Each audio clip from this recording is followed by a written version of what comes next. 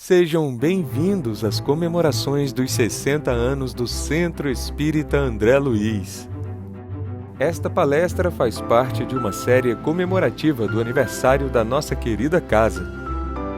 O CEAL foi inaugurado em 1º de outubro de 1960, sendo a primeira casa espírita do Distrito Federal.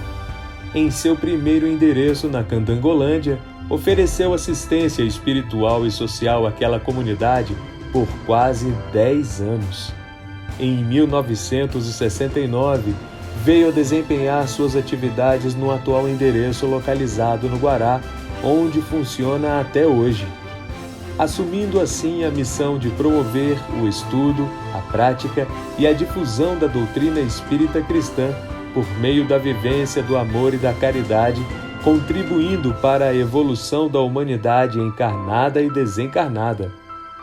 Aproveitem a palestra de hoje, realizada com muito carinho para vocês.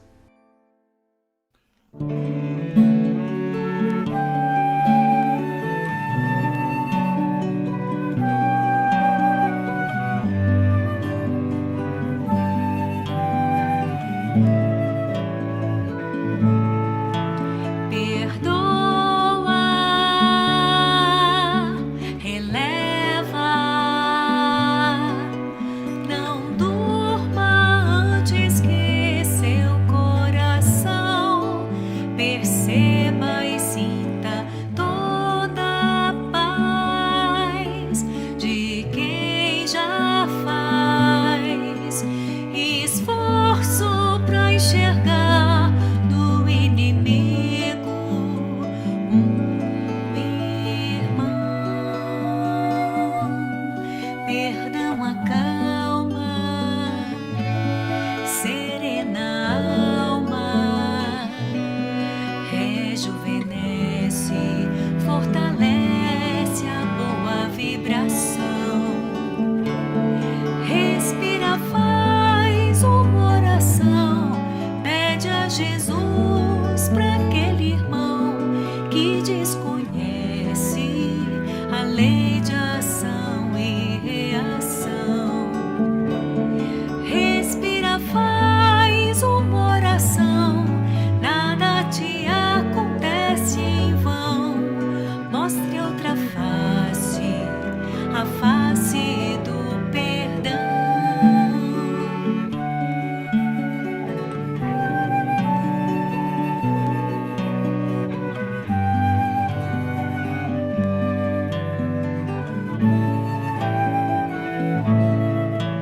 Perdoa, releva, não durma antes que seu coração perceba e sinta toda a paz de quem já faz esforço para enxergar no inimigo um irmão. Perdão acalma, serena alma, rejuvenesce, fortalece a boa vibração. Respira, faz uma oração, pede a Jesus para aquele irmão que desconhece a lei de ação e reação.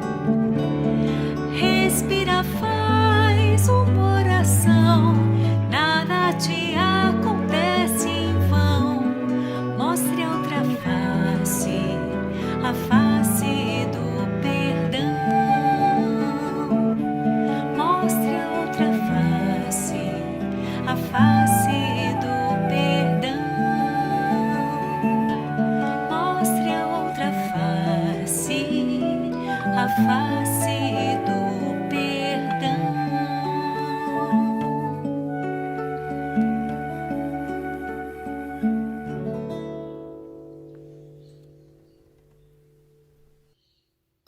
Queridos irmãos e irmãs, trabalhadores, frequentadores, caros internautas, sejam todos muito bem-vindos a mais uma palestra no Centro Espírita André Luiz. Palestra essa que em virtude da comemoração do aniversário da nossa casa, 60 anos de existência, prestando serviços à comunidade de Brasília. E hoje estamos aqui tendo a visita do nosso companheiro, amigo, a ilustre visita de César Perry de Carvalho, que vai nos brindar com a sua palestra na noite de hoje. Se eu fosse fazer aqui a biografia dele, eu ficaria aqui a noite inteira fazendo, né, César? Não daria tempo ainda. Mas César Perry é um palestrante nacional e internacional, articulista de várias revistas e jornais espíritas, já foi presidente da USE em São Paulo, já foi diretor, vice-presidente, presidente da Federação Espírita Brasileira, enfim, tem uma folha corrida gigantesca.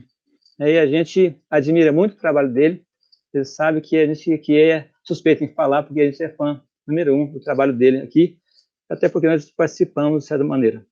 Então, César, seja muito bem-vindo. Você pode, então, se você quiser, pode iniciar suas considerações, para depois nós iniciar nossa palestra de hoje.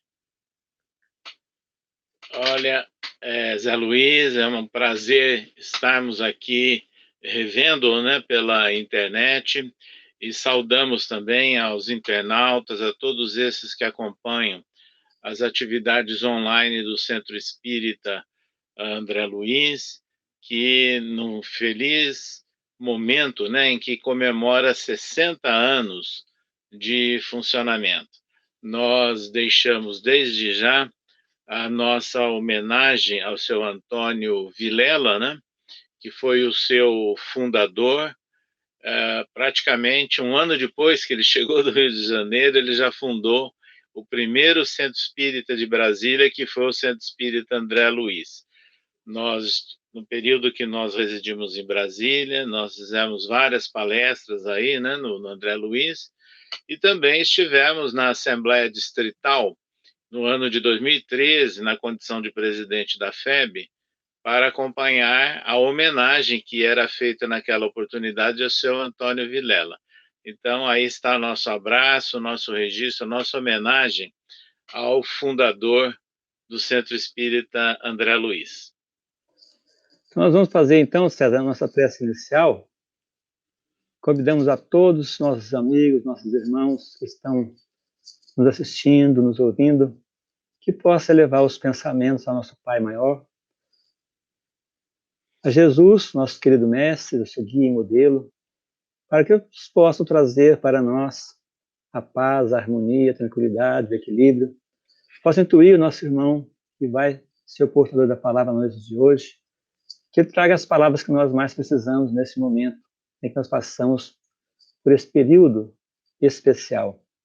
Que possamos também colocar a nossa garrafinha de água, para que durante a palestra os benfeitores possam colocar os remédios que também nós precisamos. Nos abençoa, nos proteja e permaneça conosco hoje e sempre. Que assim seja, graças a Deus. Então vamos passar de imediato a palavra ao nosso irmão, para aproveitar o máximo possível do tempo para ouvi-lo, né, com o tema de hoje, que é as epístolas de Paulo à luz do Espiritismo. Então, César, está com você a palavra, fique à vontade. Então, para nós, há uma importância muito grande o trabalho efetivado pelo apóstolo Paulo. Nós iniciamos a nossa admiração por Paulo de Tarso desde a nossa adolescência e juventude, que nós já éramos espíritas, e já líamos, né, textos, as psicografias de Emmanuel, né, e passamos a ler logo depois o grande romance Paulo e Estevão, psicografado por Chico Xavier, e que é considerada a obra-prima, né, da mediunidade de Chico, onde Emmanuel retrata de uma forma assim detalhada aquilo que está sinteticamente resumido em Atos dos Apóstolos, e também ele tirando várias informações das epístolas de Paulo. Mas o interessante é que logo na apresentação de Paulo e Estevão, Emmanuel deixa claro que ele não está fazendo assim uma homenagem, um livro histórico. Ele está, na verdade, focalizando um grande lidador, né, do trabalho do Cristo. E ele já anuncia, né, na apresentação que sem Estevão não haveria Paulo. Então é por isso que o romance se chama Paulo e Estevão, né? E que Estevão foi aquele mártir, né, do cristianismo, tirado ali de dentro da casa do caminho dos arredores de Jerusalém, por uma trama, né, que foi montada, inclusive com todo o apoio e a liderança do então doutor da lei, Saulo de Tarso. Então é muito interessante nós aproveitarmos, né, esses registros que existem sobre Paulo, a sua vida, os seus textos, porque eles têm uma fundamentação muito importante, histórica, né, da origem do cristianismo. Pois bem, então ao longo do tempo, nós fomos nos interessando, né, sobre tudo que era relacionado com Paulo. E mais houve um instante em que nós resolvemos nos deter nos estudos das epístolas de Paulo. E o interessante aqui que nós gostaríamos de destacar é o seguinte: as epístolas de Paulo, elas têm algumas características. Ora, ele se comporta como uma pessoa que é enérgico nas suas advertências ou nas suas recomendações, e outras vezes ele é muito terno, ou seja, ele atua como um pai, que ora precisa disciplinar, ora precisa afagar. E é nessas condições é que nós passamos também a analisar nos textos das epístolas de Paulo várias informações, vários registros e recomendações que eram muito típicas e ligadas ao contexto da época, né, em que ele viveu. Então, ele estava dando orientação aos primeiros seguidores de Jesus, como eles deveriam se comportar, não é, perante a vida social em que eles estavam imersos e, ao mesmo tempo, como que eles deveriam obedecer, né, às legislações, às práticas, etc. Aí nós começamos a diferenciar que há recomendações que eram próprias para uma época, próprias para um contexto. E há algumas observações que são imorredoras. Então, aí é que é interessante nós focalizarmos naquilo que é imorredor. Nós já escutamos muitas pessoas criticarem textos de Paulo, dizendo isso ou aquilo, de algumas posições. Eram posições dele para aquele momento, para um povo, daquele século, daqueles decênios, né, em que ele viveu. Aí nós lembramos de Allan Kardec. E Allan Kardec, na apresentação do Evangelho segundo o Espiritismo, ele já define que ele não ficaria muito preso a questões históricas, a polêmicas, mas que ele se deteria naquilo que tinha ultrapassado os séculos, né? Ou seja, o objetivo do Evangelho segundo o Espiritismo seria o ensino moral de Jesus. Então, a partir daí, é que nós resolvemos, então, focalizar a nossa atenção nos ensinos morais, naquilo que era imorredouro das epístolas de Paulo. Então, a partir daí, nós escrevemos alguns artigos e depois pensamos que a gente poderia aprofundar e lançar um livro, e que efetivamente aconteceu. Então, aí está o livro, né? Epístolas de Paulo à Luz do Espiritismo, que nós lançamos pela editora O Clarim no ano de 2016. Então, nesse livro, Epístolas de Paulo, o nosso foco é o ensino moral de Jesus. E aí, nós fomos buscar um subsídio valiosíssimo. Nós contamos na literatura espírita com o principal exegeta do Novo Testamento, o próprio Espírito Emmanuel, né? E Emmanuel escreveu 9 livros, fazendo comentários sobre versículos do Novo Testamento. 5 editados pela editora da FEB e 4 outros livros editados por outras editoras. Ao nós reunirmos todos os capítulos, todos os textos, né, dos 9 livros de autoria do Espírito Emmanuel pela psicografia de Chico, somam-se perto de 1.300 capítulos, ou seja, 1.300 comentários do Novo Testamento. E aí vem um detalhe, que aproximadamente 1/3 desses comentários ou capítulos são alusivos às epístolas de Paulo. Então fica claro, né, que o Espírito Emmanuel tem um respeito, uma admiração muito grande pelas epístolas de Paulo, pela figura de Paulo, que não só escreveu Paulo Estevão, como também 9 livros, e desses 1/3 do conteúdo é relacionado com as epístolas do apóstolo. Então, nós utilizamos esses subsídios para interpretarmos melhor, não é, os versículos que estão contidos nas 14 epístolas de Paulo. Dito sobre a origem, o porquê de nós estudarmos as epístolas de Paulo, nós temos que focalizar o personagem, que é um personagem ímpar na história do cristianismo primitivo. Porque, vejam bem, Saulo de Tarso nasceu numa família judaica na cidade de Tarso. A cidade de Tarso era um centro da cultura helênica e com uma forte influência da filosofia estoica, que ele veio a absorver também. Então, a criança e o jovem Saulo estudou, né, dentro da cultura grega, mas no ambiente familiar judaico.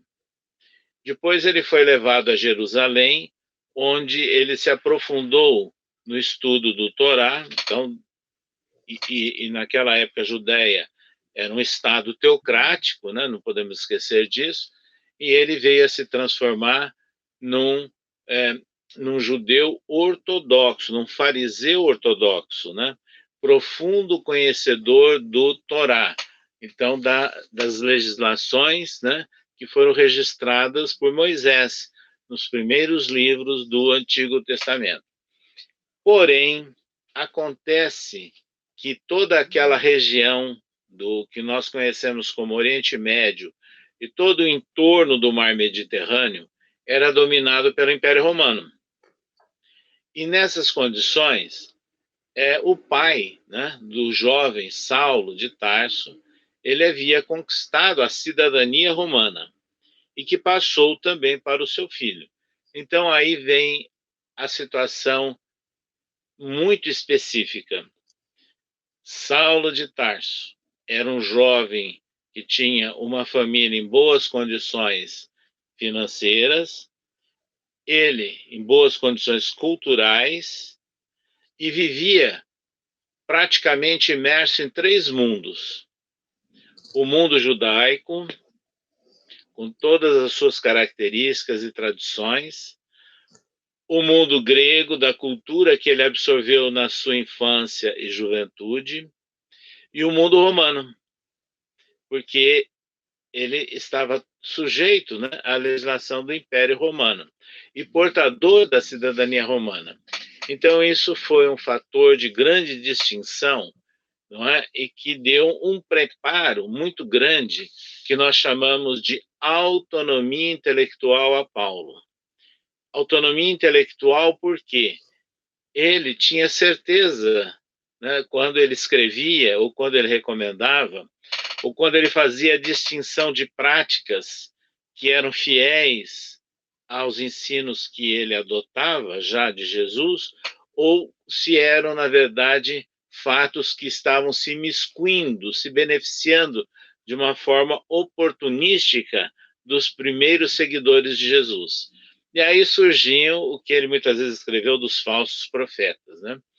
Que eram homens que ou misturavam algumas assertivas e traduções judaicas e queriam manter isso, né, entre os seguidores de Jesus, ou aqueles que misturavam com ideias tiradas superficialmente, vamos assim dizer, né, de vários lances da filosofia grega ou de outras de outras nações ali daquela região, e aqueles que eram oportunistas no sentido de absorver financeiramente, né, alguma coisa na sua liderança ou também como ditos curadores. Mas ele tinha, então, condições de diferenciar tudo isso. Então, essa autonomia intelectual fez com que Paulo tivesse também aquelas características que Herculano Pires descreve magistralmente no livro Espírito e o Tempo sobre o profetismo. Ele era um autêntico profeta, porque, segundo o estudo de Herculano Pires, o profeta é aquele que tem independência, que tem condições morais, intelectuais e de intercâmbio. E assim ele pode se manter uma assertividade, e até no caso dos profetas, né, da história judaica, eles enfrentavam, inclusive, os poderosos, os dirigentes. Assim também foi Paulo de Tarso. Então ele tinha essas características do verdadeiro profeta também. Outro fato que nós temos que distinguir é que ele, sendo de formação um ortodoxo, quer dizer, um fariseu ortodoxo, extremamente fiel à legislação de Moisés, ao Torá, quando ele deixa tudo isso de lado, quando ele se converte como seguidor de Jesus, a partir daquela visão que ele teve às portas de Damasco, o que aconteceu? Ele transfere essa fidelidade toda agora para Jesus. Então, aquela coragem, o homem timorato, o homem enérgico na defesa de Moisés, agora ele transferia tudo isso para defender e difundir os ensinos de Jesus. Então, Paulo foi uma figura extremamente marcante nos primeiros tempos, né, dos seguidores de Jesus. E aconteceu o seguinte: ele fundou agremiações cristãs, que eram as chamadas eclésias do grego, né, que significa local de reunião, assembleia, e que foram traduzidas ao longo do tempo, eclésia como igreja, mas a tradução correta não é igreja. Então ele fundou vários núcleos, um ambiente simples, para cultivar os ensinos morais de Jesus e colocar em prática esses ensinos, atendendo a todos os deserdados, a todos que que passavam fome, doentes, que precisavam de um apoio moral, espiritual, e praticavam também a mediunidade, né? E um florescente grupo que ele fundou foi na cidade de Antioquia, né?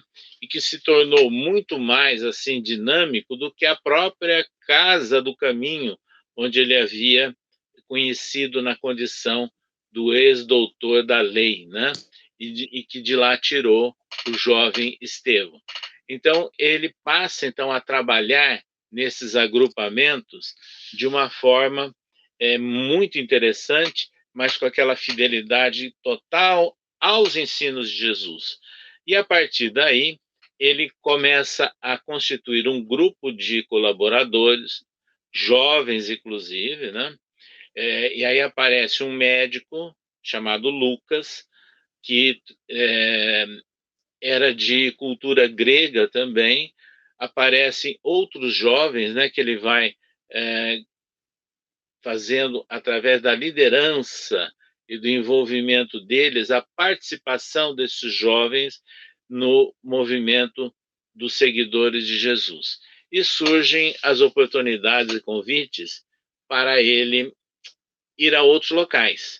Então ele empreende 3 viagens.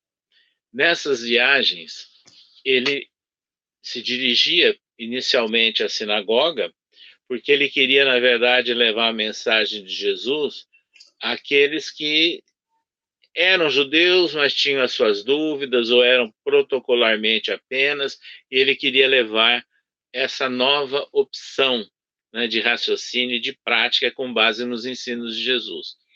E assim, ele, nas 3 grandes viagens, ele fundou núcleos ou agremiações de seguidores de Jesus, né, na região que nós conhecemos hoje como Turquia, que é a Ásia Menor, na região da antiga Macedônia e da Grécia, na ilha de Creta, e chegou também até a Chipre, e chegou à cidade de Roma, a capital do Império. Então, veja, foi um trabalho extremamente importante. Mas acontece que chegou um instante em que ele fundava grupos, orientava, dava todo aquele apoio e partia. E nós devemos lembrar que ele passava muitas privações, muitas perseguições em todos esses lugares. E numa das viagens, na segunda grande viagem, que ele chegou até o continente europeu, entrou pela cidade de Filipos, Tessalônica, depois vai até Corinto, né? E lá ele recebe emissários da cidade de Tessalônica, que estavam querendo, né, mais apoio de Paulo, e que ele retornasse para Tessalônica. E aí ele ficou atônito, porque ele não tinha mais condições de ficar voltando num prazo curto de tempo a esses locais. E num momento de reflexão e de oração, os Espíritos do Senhor, né, conforme está registrado no Novo Testamento, segundo Emmanuel, em nome do Cristo, do romance Paulo Estevão, orientaram, né, que ele escrevesse cartas onde ele não poderia mais retornar rapidamente. E foi designado o Espírito Estevão para orientá-lo. Então, a antiga vítima agora estava junto do antigo algoz, orientando, né? Daí a importância do título do romance dado por Emmanuel, Paulo e Estevão, né? Então surgem as epístolas. E Emmanuel deixa muito claro nesse romance Paulo e Estevão que a primeira epístola efetivamente foi endereçada aos Tessalonicenses. Ele escreveu 2 epístolas aos Tessalonicenses.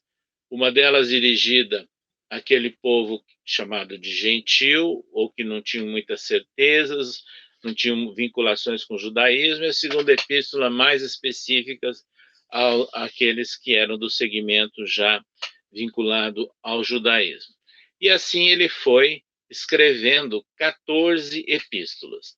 Um fato marcante histórico que é pouco lembrado é que a primeira epístola dele aos Tessalonicenses ele escreveu provavelmente no ano 51 da nossa era.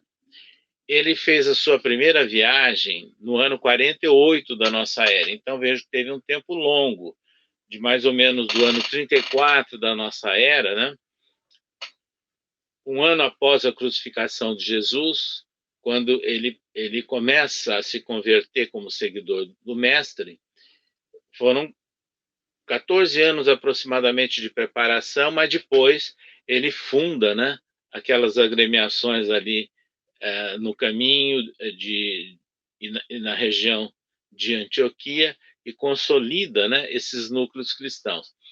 Mas vejam bem, a primeira epístola provavelmente no ano 51, foram 14. A última epístola, segundo os dados históricos, eu estou me referindo sempre a historiadores oficiais do mundo acadêmico ligados ao protestantismo clássico, ao catolicismo e a universidades anglo-saxônicas, né, da Alemanha, da Inglaterra e dos Estados Unidos e Canadá. E ali o que acontece?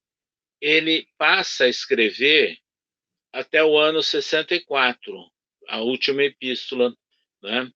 Então vejam, esse período de 51 a 54, todos os registros que ele fez na forma das epístolas foram os primeiros registros completos do início do movimento cristão. Por que isso? Porque o primeiro evangelho completo, consolidado, saiu no ano 64 da nossa era, que é o Evangelho de Marcos. Aquele jovem que não tinha ido a Jerusalém e que escreveu orientado por Pedro. O segundo evangelho, que é o de Lucas, que foi orientado e apoiado por Paulo, né, o médico, e que deu o nome de cristãos, inclusive numa reunião que aconteceu lá em Antioquia, Até então eram os seguidores de Jesus, os homens do caminho. Agora ele cria a palavra cristão. Ele escreveu o segundo evangelho, que saiu aproximadamente um ano após o de Marcos. No ano 70, e aí há uma certeza absoluta por parte de historiadores, é que foi divulgado o evangelho completo de Mateus. O que havia antes eram anotações de Levi. Aliás, é o termo que Emmanuel cuidadosamente usa no romance Paulo e Estevão. Anotações, quer dizer, eram anotações iniciais, anotações esparsas, que eram copiadas, né, manuscritos. Então surge o terceiro evangelho, que é o de Mateus.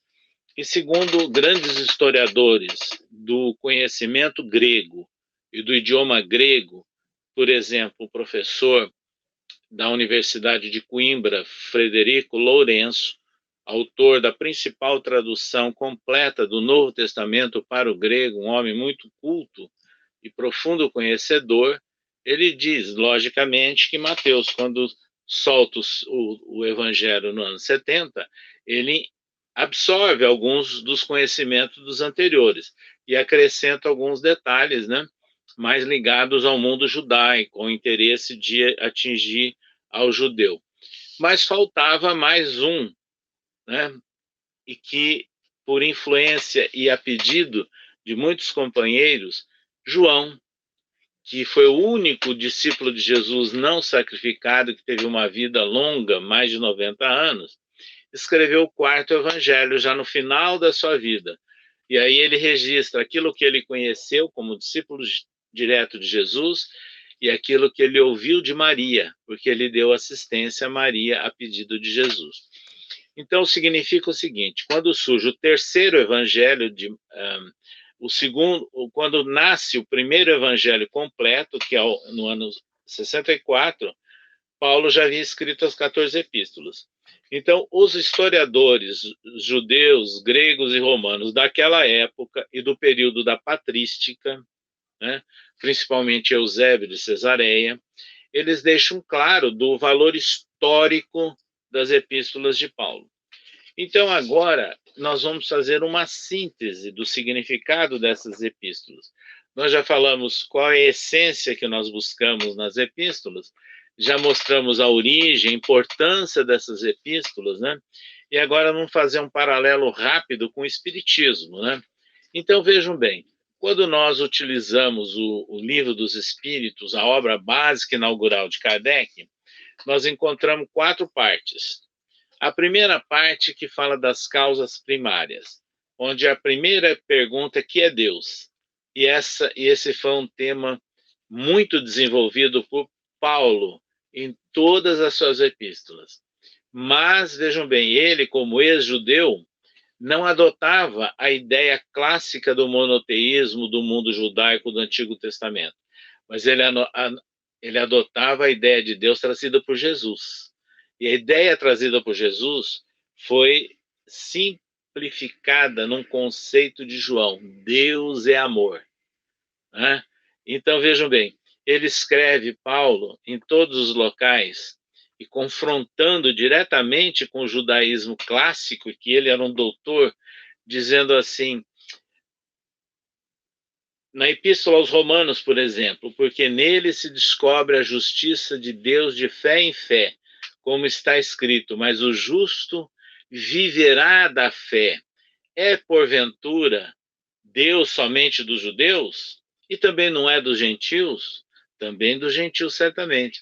Então, ele quebra aquela ideia do povo escolhido e que Deus era unicamente para aquele povo, e mostra que Deus era pai de todos, a expressão maior da bondade, da misericórdia e do próprio amor. E isso ele repete, né, em várias epístolas, essa questão.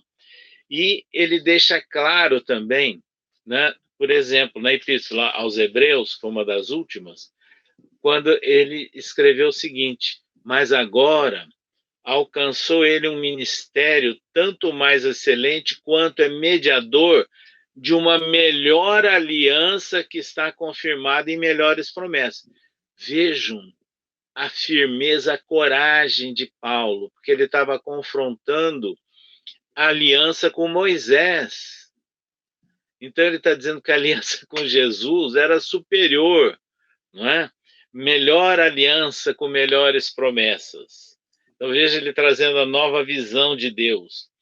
E aí ele escreveu também aos Colossenses. Eu estou tirando assim uns trechos para verem as ideias dele sobre Deus. Onde não há grego, nem judeu, nem circuncisão e nem incircuncisão, práticas, né, do judaísmo, bárbaro, o cita, que é um povo da época, um servo, um livre, mas Cristo é tudo em todos. Então ele apresenta Jesus, não é, como um grande intermediário, o Filho de Deus, para nos trazer uma nova mensagem, que é, na verdade, a lei do amor. Quando nós olhamos a segunda parte do Livro dos Espíritos, do mundo espírita ou do mundo espiritual, então aí nós vamos verificar que nas epístolas de Paulo, ele fala de mediunidade em vários instantes. Por exemplo, na primeira epístola aos Coríntios, ele escreve a respeito dos dons espirituais: não quero, irmãos, que sejais ignorantes. E aí ele discorre sobre vários dons espirituais que são mediunidades, né? E quando nós lemos hoje, nós temos a impressão que nós estamos lendo uma orientação, uma reunião mediúnica. E no final encerra assim: mas que se faça tudo decentemente e com ordem. Na segunda epístola aos Coríntios, mais uma vez uma manifestação aí de imortalidade, independência do espírito, mas é anímica, né? Vamos assim dizer. Ele escreve o seguinte: em verdade, e passa a se referir a um depoimento. Conheci um homem em Cristo há 14 anos. E isso é importante. E sei que tal homem, se no corpo ou fora do corpo, não sei, e Deus sabe, foi arrebatado ao paraíso, ao terceiro céu. Ouviu palavras inefáveis, que ao homem não é lícito falar. Os historiadores clássicos antigos do protestantismo e do catolicismo já afirmavam, coisas de séculos atrás, que, na verdade, ele não, esse homem a que ele se refere era ele próprio, era um depoimento.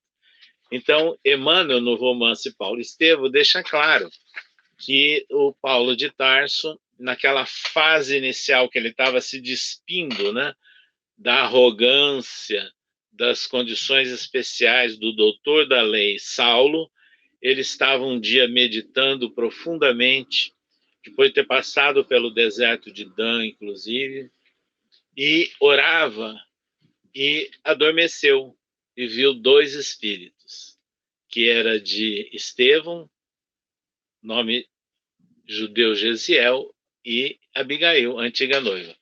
Aí ele se emociona quando vê os dois, ou seja, ele se emancipou parcialmente durante o sono e viu as duas entidades.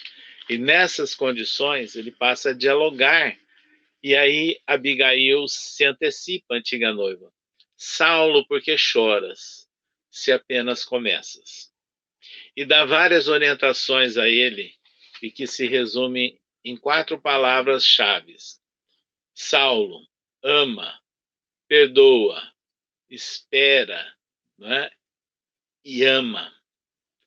É importante, então, que são o lema de Abigail, as palavras-chave, né? E que ele seguiu quando ele volta ao estado de lucidez e adquire aquela força. Então é fácil nós entendermos. Na segunda epístola, então, que Paulo escreveu aproximadamente no ano 55 da nossa era, ele fala: conheci um certo homem há 14 anos atrás. Então é um fato que aconteceu mais ou menos no ano 40 ou 41. Era o período dele ainda de adequação à nova condição de seguidor de Jesus, com muitas dúvidas, né? Algumas incertezas, mas agora ele tinha a força. É importante que nessa mesma epístola, segunda aos Coríntios, ele escreveu o seguinte: semeia-se corpo material, ressuscitará corpo espiritual. Se há corpo natural, também há corpo espiritual. É a noção, portanto, de perispírito. Corpo espiritual que Paulo registra nessa epístola é o conceito espírita de perispírito. ainda na epístola agora direcionada a Timóteo, né, foi um jovem que ele muito apoiou, ele fala da imposição de mãos. Então, vejam, nós estamos vendo aí que é importante a presença, né, de Paulo em todos esses instantes das epístolas, falando dessa relação da humanidade encarnada com a desencarnada e falando das questões espirituais. Quando nós olhamos a terceira parte do Livro dos Espíritos, das Leis Morais, então nós vamos encontrar muitos registros, muitos exemplos, informações nas epístolas de Paulo. A começar de uma delas, a primeira epístola aos Coríntios. Ainda que eu fale a língua dos homens e dos anjos, se não tiver caridade, ou conforme alguma tradução, se não tiver amor, nada serei. Kardec trabalha isso, né, que é o capítulo 15 do Evangelho segundo o Espiritismo, fora da caridade não há salvação. Mas há depois a epístola a Filemon, muito pouco lembrada, e nessa epístola a Filemon, na verdade, Paulo faz um depoimento e um pedido especial a esse homem rico, Filemon, porque ele conheceu um escravo que havia fugido, né, lá de Filemon e o encontrou em Éfeso, no período que ele estava preso, inclusive. E o que ele fez? Esse jovem se interessou pelos ensinos de Jesus, e aí ele pede que ele volte para Filemon. Veja o risco, né, de ter fugido do proprietário, né, porque ele era um escravo.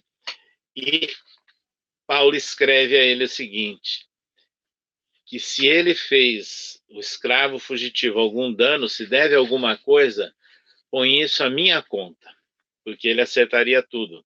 Mas ele pede para a Filemon que escrevo pedindo, acima de tudo e confiando nele, que ele transforme, que ele aceite como um irmão, como um filho. E realmente Filemon perdoou o escravo fugitivo. Ambos se tornaram seguidores de Jesus. Então esse é um grande exemplo que Paulo deu de perdão, não é? E de misericórdia.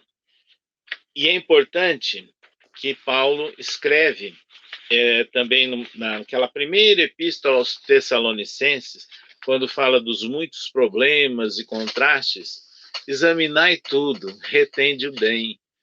Vejam, são princípios, né, ligados à essência moral do ensino de Jesus, inclusive, e que nós espíritas devemos adotar até nossos dias. Num mundo tão conturbado, cheio de tantos problemas, examinai tudo, retende o bem. Então vejam que as leis morais de Jesus, elas estão muito vivas nas epístolas de Paulo e coerentes com a terceira parte do Livro dos Espíritos. E aí ele recomenda que sigamos todos, né? Andai como filhos da luz. Então é a ideia da aceitação do ensino moral de Jesus. Andai como filhos da luz. Quando nós chegamos à última parte, a quarta parte do Livro dos Espíritos, das esperanças e consolações, aí nós vamos compreender que Paulo, em vários locais, ele fala da justiça divina, não mais no esquema do Antigo Testamento, do dente por dente, olho por olho, mas agora com a ideia do perdão, da misericórdia, da oportunidade dada por Pai, que é Deus. E assim ele escreve, né, aos Romanos, na Epístola aos Romanos, o seguinte, que os gentios não buscavam a justiça, alcançaram a justiça. Sim, mas a justiça que é pela fé, sabe por quê? Ele separa. Justiça pela fé, pela ação, por obras. E ele separa. Mas Israel, que buscava a lei da justiça, não chegou à lei da justiça. Por quê? Escreveu Paulo. Porque não foi pela fé, mas como que pelas obras da lei. Obras da lei eram, na verdade, as obrigações, né, que eles tinham que seguir para cumprir os seus compromissos. Então, comparecer em determinadas cerimônias religiosas, fazer determinadas atividades, eram obras da lei aceita por eles. E nessas condições, então, eles já estavam quites, né, com a justiça divina. Aí Paulo diz que não, isso não é o suficiente. O suficiente e o necessário não é a aparência, não é o ritual, não é o formal, mas é a ação, a prática, né? E aí ele escreve também algo interessantíssimo na segunda epístola aos Coríntios. Em tudo somos atribulados, né? Num mundo complexo como o de hoje, para falar de esperanças e consolações, lembremos desse registro de Paulo. Em tudo somos atribulados, mas não angustiados, perplexos, mas não desanimados, perseguidos, mas não desamparados, abatidos, mas não destruídos. Veja que orientação bela, né? Cheia de fé, de esperança e de bom ânimo, né? Para as criaturas. E Paulo ainda registra aos Gálatas algo que é muito importante, dizendo que pelo conceito da lei antiga, ele estava morto, ele estava liquidado, né? Mas ele disse: já estou crucificado com Cristo e vivo, não mais eu, mas Cristo vive em mim. E a vida que agora vivo, vivo na fé do Filho de Deus, o qual me amou e se entregou a si por mim. Então veja, mais uma vez, é a transformação, é a superação, é a aceitação dos ensinos de Jesus. E para finalizar, ele escreveu no final da vida, preso em Roma, a Timóteo: combati o bom combate, acabei a carreira, guardei a fé. Então, é mais uma ideia, né, que nós espíritas temos que lembrar quando nós estudamos as esperanças e consolações no Livro dos Espíritos, que essa certeza na vida imortal, da justiça divina segundo as informações espíritas e com base no ensino moral, na lei do amor de Jesus, é exatamente isso. Deus queira que um dia a gente possa chegar ao final, terminando a carreira, depois das várias lutas, das várias disputas, e possamos falar: guardei a fé. É esse, então, o recado, a síntese que nós tínhamos a deixar para todos vocês do Centro Espírita André Luiz, de Brasília, fazendo uma reflexão sobre as epístolas de Paulo à luz do Espiritismo. Muito obrigado, um grande abraço a todos. Obrigado, César. Presente melhor que esse nós não poderíamos estar recebendo nesse momento, né? Esse paralelo que você faz aí das epístolas de Paulo com o Evangelho, com a doutrina espírita é fantástico, né? Cabe a gente agora debruçar e estudar mais sobre isso aí. Então, agradecemos aí para você pela oportunidade que você nos deu de conhecer um pouquinho mais de Paulo e até mesmo do Espiritismo, né? Que às vezes a gente tem tanta ainda carência ainda em ouvir coisas assim. Então, muito obrigado pela sua participação nesses 60 anos de aniversário social. Você se lembra que você participou dos 50 anos também, tá lembrado? Sim, então, lembro. Já se passaram 10 anos, olha só, né? Passa rápido. Exatamente. Eu não falei na sua biografia que você também é escritor e tem em torno de 30 livros, né? Antes que você... 30. Antes O que 30º saiu esses dias.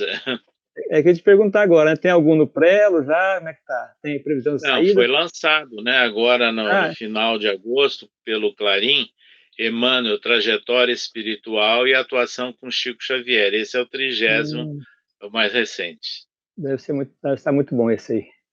Mas é, César, foi um prazer, uma alegria ter você conosco. Quero te dizer para você, assim, aqui, de público, que eu admiro muito o seu trabalho, né? Eu tive a oportunidade, assim, o privilégio, né, de participar um pouquinho, né, tentando fazer alguma coisa, mas muito pouco, né, ajudando. Mas, assim, foi para mim um momento inesquecível. No momento que nós trabalhamos juntos lá, você me deu várias oportunidades, até mesmo de viajar para o Brasil, né? Foi muito bom. Foi muito bom, foi um período muito rico de experiências, né?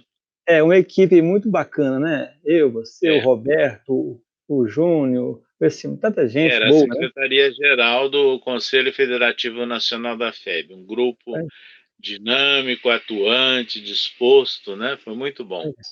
Pois é. Então, eu agradeço a você mais uma vez pela oportunidade que você nos deu de estar aqui com a gente. Eu sei que você é uma pessoa muito ocupada, né? Tá com muitas atribulações, muito trabalho, né?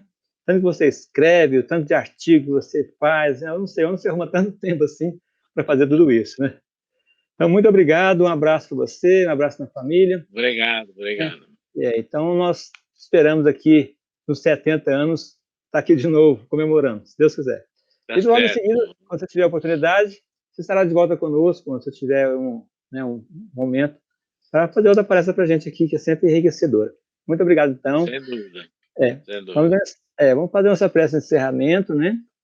Lembrando que nós, durante a palestra do nosso companheiro César Ferri, a equipe espiritual atuou em nossos lares, nos trouxe os benetivos que nós tanto precisamos, principalmente para esses momentos, purificou a nossa água e nos trouxe para nós muitas coisas maravilhosas, inclusive o aprendizado da noite de hoje.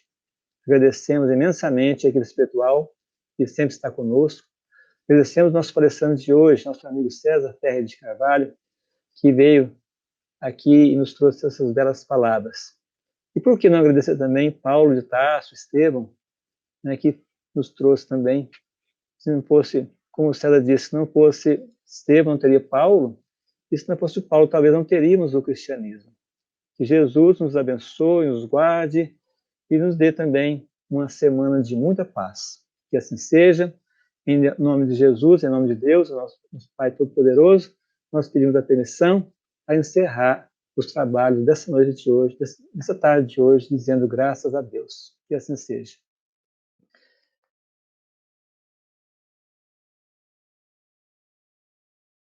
Olá, amigos do Centro Espírita André Luiz. O CEAL agradece àqueles que deram a sua contribuição para que a obra de ampliação do espaço físico fosse executada. Solicitamos que os nossos colaboradores continuem nos apoiando para que possamos cumprir nossos compromissos com os salários dos funcionários que cuidam da manutenção e segurança da nossa casa e também as despesas com água, energia elétrica, material de limpeza e etc. As doações podem ser de qualquer valor e podem ser via conta bancária ou na secretaria pela manhã. Mais informações no nosso site www.cealdf.org.br. O CEAL conta com a sua contribuição.